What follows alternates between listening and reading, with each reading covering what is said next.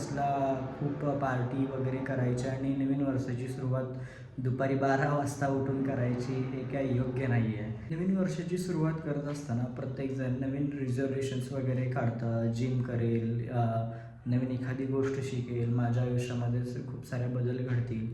पण नवीन वर्ष हे आपल्या आयुष्यामध्ये कधीही काही बदल घडवत नाही. तर नवीन वर्षाला केलेला विचार हा आपल्या आयुष्यात नक्की बदल घडवू शकतो. कित्येक वर्ष बदलत गेलेली आहेत, कित्येक महिने बदलत गेलेले आहेत आणि आपण आजपणही तिथेच आहोत. तर मग याला आपण ग्रँडिसिटी म्हणू शकतो का? तर ऑब्व्हियसली, कारण आपण आज एक विचार करतो आणि उद्या तो विचार विसरून जातो आणि परत आहे त्याच ठिकाणीच.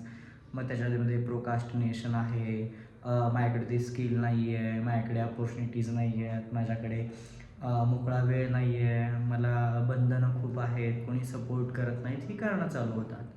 तर नवीन वर्षाची सुरुवात करत असताना वन डे ॲट अ टाईमने करा आणि जेवढं होईल तेवढं एका गोष्टीवरती फोकस करून करा, ज्याने की तुम्हाला त्यामध्ये सक्सेस मिळेल. आणि छोट्या गोष्टीमध्ये सक्सेस मिळाला की ॲटोमॅटिक आपल्याला आनंद मिळतो का? कारण डोपामाइन रिलीज होतं.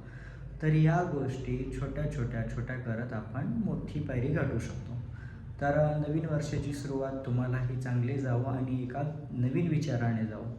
ज्यावेळेस तुम्ही तुमचे जुने विचार सोडून द्याल तेव्हाच तुम्ही नवीन विचार आत्मसात कराल. तुम्ही हे एक नवीन विचारांची जडणघडण करा आणि नवीन वर्षाची सुरुवात करा.